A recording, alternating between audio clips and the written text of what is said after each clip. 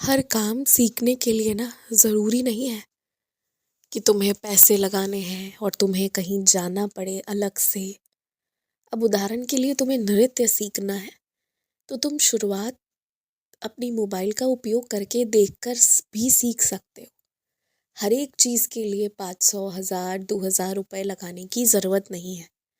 और ये मैं तुमसे इसलिए कह रहा हूँ क्योंकि मैं जानता हूँ तुम ये पैसे तो लगा दोगे, लेकिन तुम्हें तनाव इस बात का हमेशा रहता है और फिर रहेगा भी बहुत दिनों तक कि तुम्हारे पैसे बहुत खर्च हो रहे हैं और फिर तुम्हें उससे भी ज़्यादा आमदनी करने की चिंता बनी रहेगी।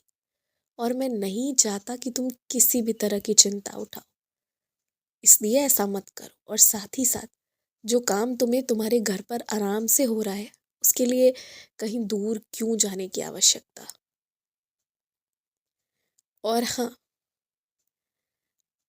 रोज़ रोज़ ही मैं तुमसे बल्कि कहूँगा कि अभी कुछ दिनों तक रोज़ तुम ना चाहे जैसे भी सब्जियों को खाना चाहो, सब्जी के रूप में खाओ, सूप पीकर, जैसे भी हो पाए, पर रोज खाओ पियो, हरी सब्जियां खाओ।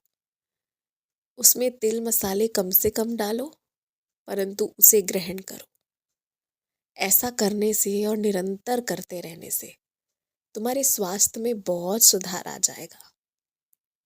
तुम्हारे वजन में भी गिरावट होगी और तुम एक स्वस्थ व्यक्ति बनोगे, जो सही मायने में स्वस्थ हो वैसा बनोगे। तुम्हारे घर पर हल्दी आई है ना, उसमें से थोड़ी सी हल्दी तो मेरे लिए भी निकाल देना।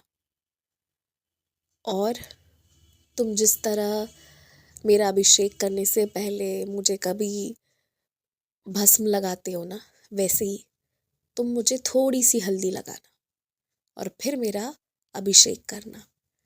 उस हल्दी में ना तुम्हारा बहुत प्रेम छुपा हुआ था, इसलिए मेरा मन हुआ कि तुम उस हल्दी को किसी भी रूप में पर मुझे भी चढ़ाओ। ये मेरा मन हुआ। मैं हर बदलते मौसम में तुम्हें एक काम देता हूँ और आज भी वो काम दे रहा हूँ। फलों की टोकरी लेकर मंदिर आना है तुम्हें। जो तुम्हारे शहर में, जो तुम्हारे आसपास की बाजार में इस मौसम के विशेष फल हो, वो लेकर मंदिर आना, चढ़ाना और फिर वो पुजारी जी के पास छोड़ जाना। अगर वो बहुत जिद करे तो उसमें से एक फल प्रसाद लेना, बाकी जितने हैं वो रहने देना। बाकी वो उनके पास छोड़ देना। वो तो जिद करेंगे ही तुम्हें वापस ले जाने को, पर तुम वापस मत लाना। वो जिनके हिस्से का है उन्हें मिल जाएगा और तुम्हें तो आशीर्वाद मिलना है ना, वो तो मिल ही जाएगा। बस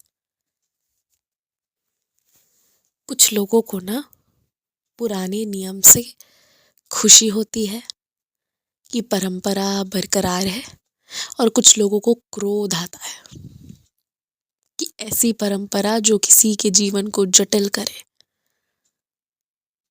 उसे मानना ही क्यों है। और ये व्यक्तिगत सोच की बात है। ये हर व्यक्ति पर आश्रित है कि कौन कैसा सोचना चाह रहा है। ना किसी के समझाने पर तुम समझोगे या अपना राय बदलोगे, ना तुम्हारे समझाने पर कोई और अपना राय बदलेगा। क्योंकि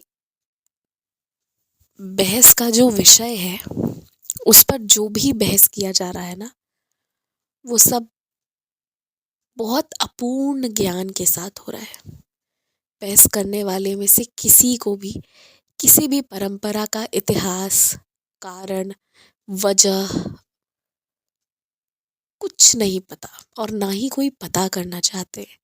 बस वर्तमान का समय क्या है, कितना आधुनिक है, कौन सा कानून है, इन्हीं बात पर बहस हो रही है। तो इसलिए इससे कुछ निकलना ही नहीं है। अगर सच में चाहते हो ना बदलाव करना, तो कोई भी चीज़ जो गलत लग रहा है उस पर कहो, लेकिन उस पर पढ़ो थोड़ा और पूरी जानकारी प्राप्त करो। उसके बाद हो सकता है कि तुम विरोध ना करो, हो सकता है तुम्हारी ही राय बदल जाए, और ये भी हो सकता है कि तुम इतनी प्रभावशाली तरीके से समझाओ कि सभी लोग तुम्हारे पक्ष में आ जाए। कुछ भी हो सकता है, पर यहाँ कोई ना पूर्ण सत्य तक नहीं पहुंचना चाहता। सब बस ये कहना चाहते हैं कि वो क्या चाहते हैं। पर कुछ चीजें किसी के चाहत की बात नहीं है। कुछ चीजें पूर्ण सत्य तक पहुंचने की आवश्यकता मांग करती है। तो इसलिए कुछ चीजों के पूर्ण सत्य तक पहुंचो, जड़ तक पहुंचो, फिर बात करो। और जब इस तरह सारी चीजों पर बात करोगे ना, तो बात ही कुछ और रहेगी। खूब खुश रहो, मुस्कुराते रहो।